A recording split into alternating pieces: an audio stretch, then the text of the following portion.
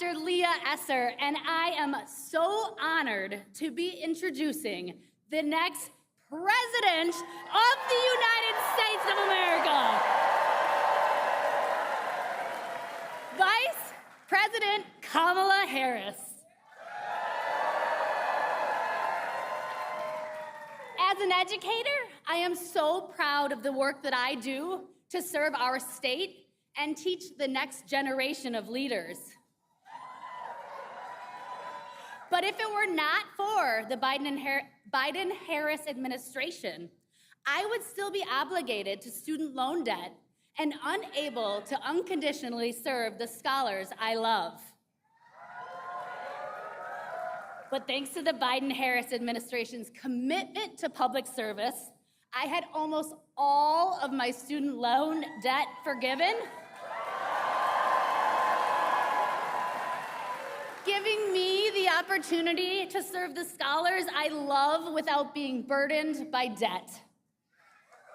This policy has changed my life, as well as the teachers, counselors, social workers, psychologists, and many, many more with whom I serve our students in the state of Wisconsin. That is the kind of change we will be voting for when we elect Vice President Kamala Harris this November.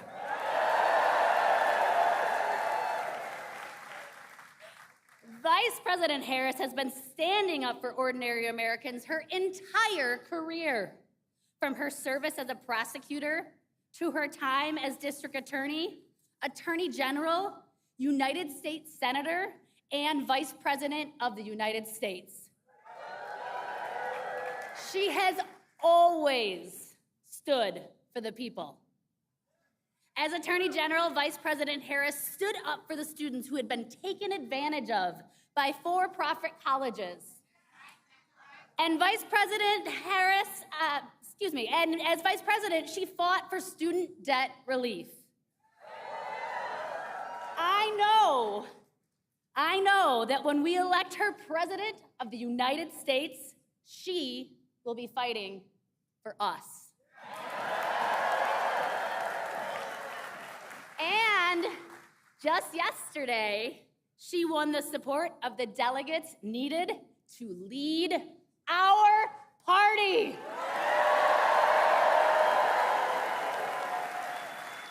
And now it is my distinct honor to introduce the first woman elected Vice President of the United States and the next President of the United States, Kamala Harris.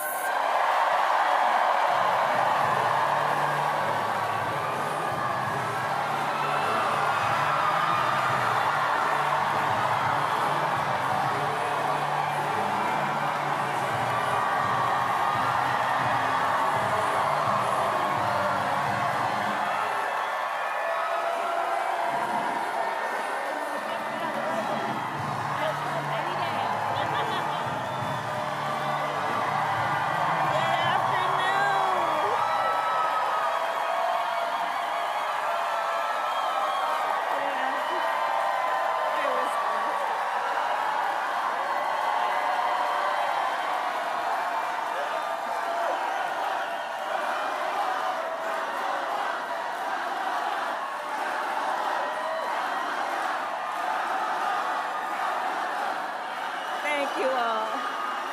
Thank you. Thank you. Thank you. Thank you.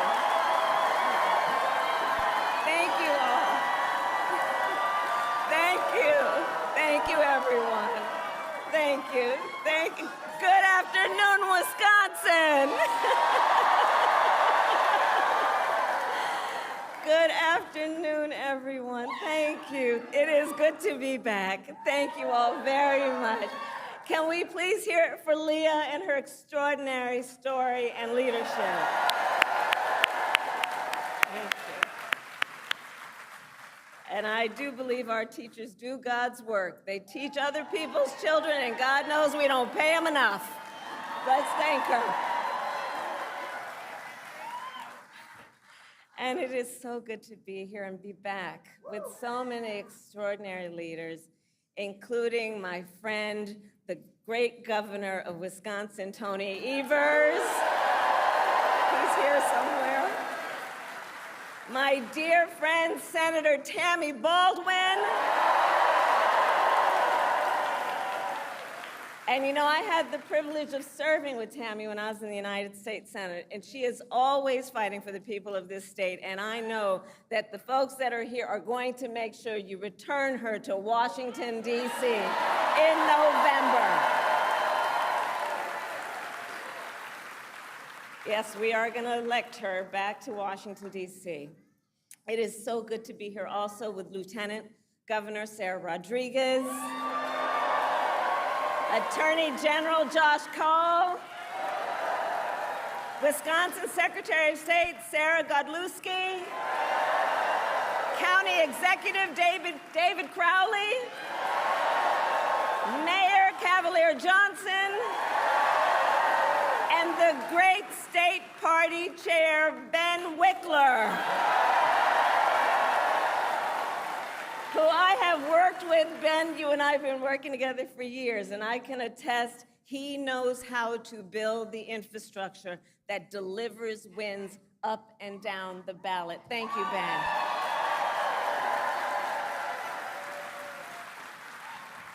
So it is good to be back in Wisconsin, and it is great to be in Milwaukee. As many of you know, our state campaign headquarters are in this city. Yes, and there is a reason for that. The path to the White House goes through Wisconsin. Yes, it does.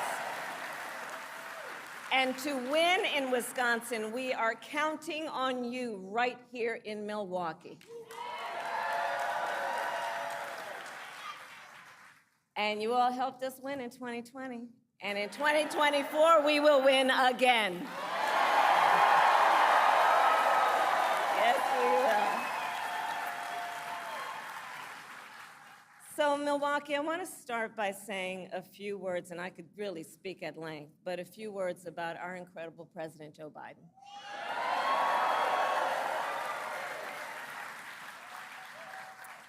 It has truly been one of the greatest honors of my life to serve as Vice President to our President Joe Biden.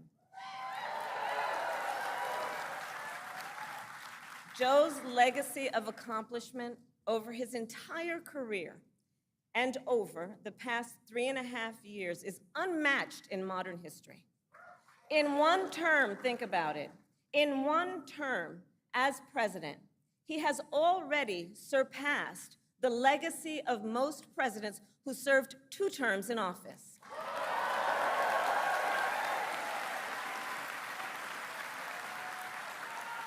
And I know we are all deeply, deeply grateful for his continuing service to our nation. And it is my great honor to have Joe Biden's endorsement in this race.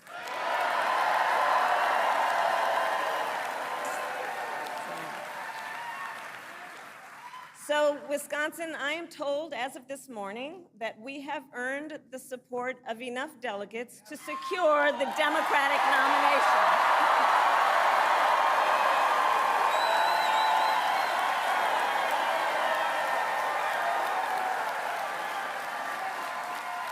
And I am so very honored, and I pledge to you I will spend the coming weeks continuing to unite our party so that we are ready to win in November.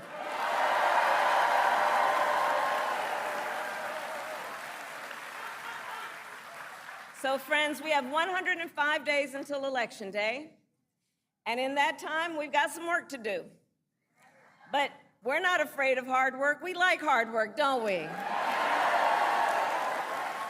And we will win this election. Yes, we will. So as Leah told you, before I was elected vice president, before I was elected United States Senator, I was elected Attorney General of the state of California, and I was a courtroom prosecutor before then.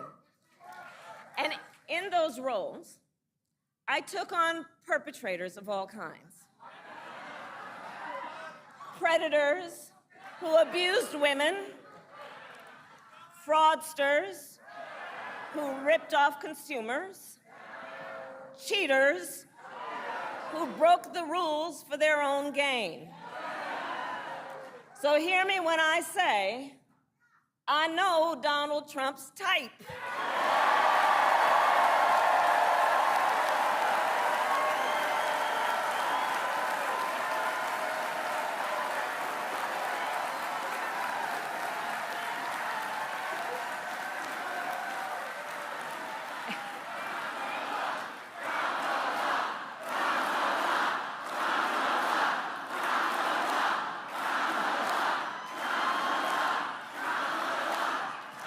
And in this campaign, I promise you, I will proudly put my record against his any day of the week.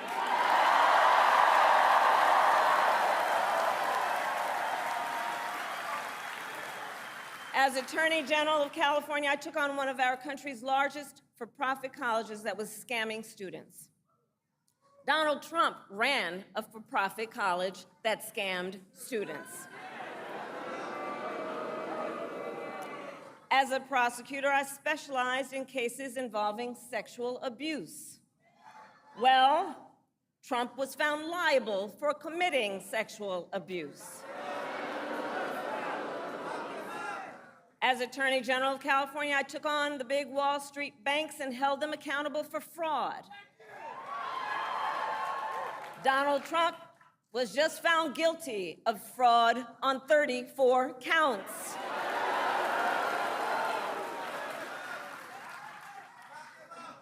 But let's also make no mistake, this campaign is not just about us versus Donald Trump. This campaign is about who we fight for. This is about who we fight for. Just look at how we are running our campaigns. So Donald Trump is relying on support from billionaires and big corporations. And he is trading access in exchange for campaign contributions. A couple months ago, you all saw that a couple months ago at Mar-a-Lago, he literally promised big oil companies, big oil lobbyists, he would do their bidding for $1 billion in campaign donations. On the other hand, we are running a people-powered campaign.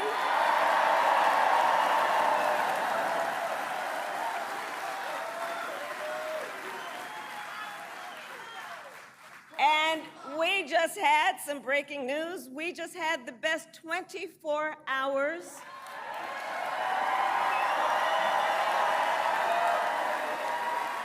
of grassroots fundraising in presidential campaign history. All right?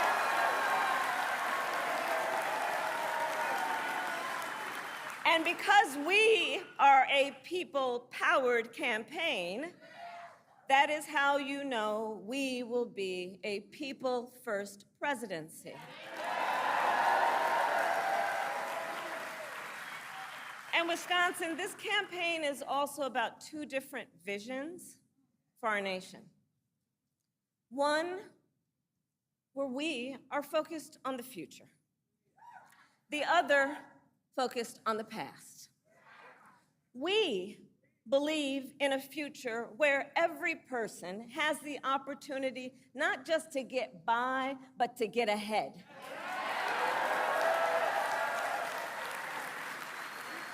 A future where no child has to grow up in poverty.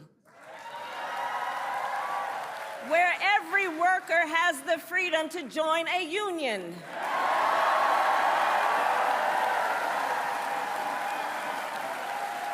Where every person has affordable health care, affordable child care,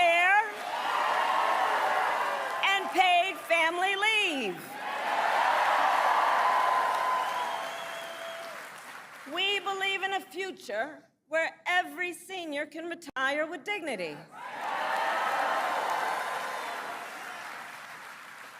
So all of this is to say, building up the middle class will be a defining goal of my presidency.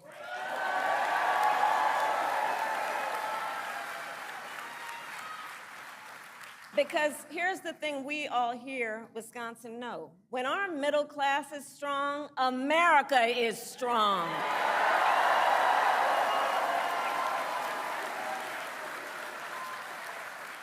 But Donald Trump wants to take our country backward. He and his extreme Project 2025 agenda will weaken the middle class. Like, we know we got to take this seriously. Can you believe they put that thing in writing? Read it. It's 900 pages. But here's the thing. When you read it, you will see Donald Trump intends to cut Social Security and Medicare. He intends to give tax breaks to billionaires and big corporations and make working families foot the bill. They intend to end the Affordable Care Act and take us back then to a time when insurance companies had the power to deny people with pre-existing conditions. Remember what that was like? Children with asthma, women who survived breast cancer, grandparents with diabetes. America has tried these failed economic policies before, but we are not going back. We are not going back. Not going back. We're not going back. We are not going back. We're not going back. We're not going back. And I'll tell you why we're not going back. Because ours is a fight for the future. And it is a fight for freedom. Generations of America's, generations, and we have to remember this, the shoulders on which we stand, generations of Americans before us led the fight for freedom. And now, Wisconsin, the baton is in our hands.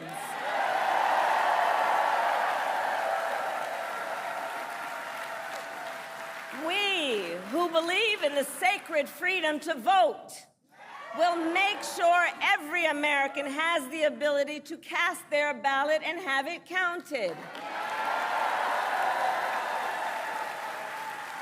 We, who believe that every person in our nation who should have the freedom to live safe from the terror of gun violence,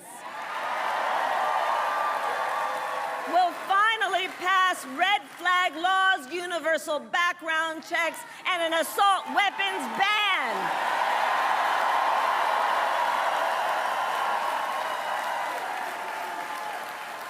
And we, who believe in reproductive freedom, will stop Donald Trump's extreme abortion bans because we trust women to make decisions about their own body and not have their government tell them what to do.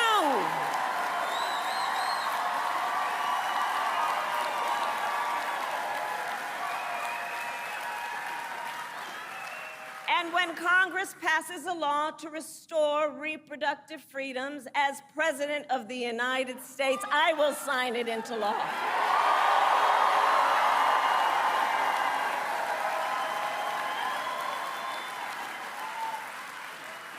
So, Wisconsin, ultimately in this election, we each face a question. What kind of country do we want to live in? A country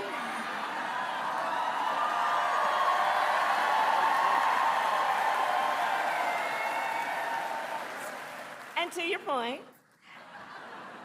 do we want to live in a country of freedom, compassion, and rule of law?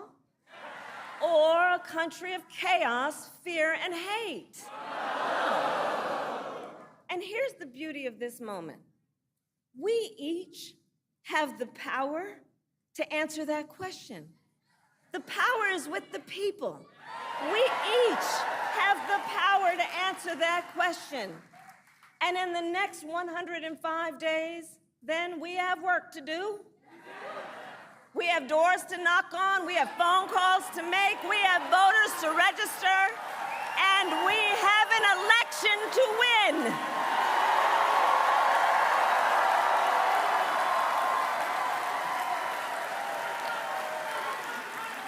So, Wisconsin, today I ask you, are you ready to get to work?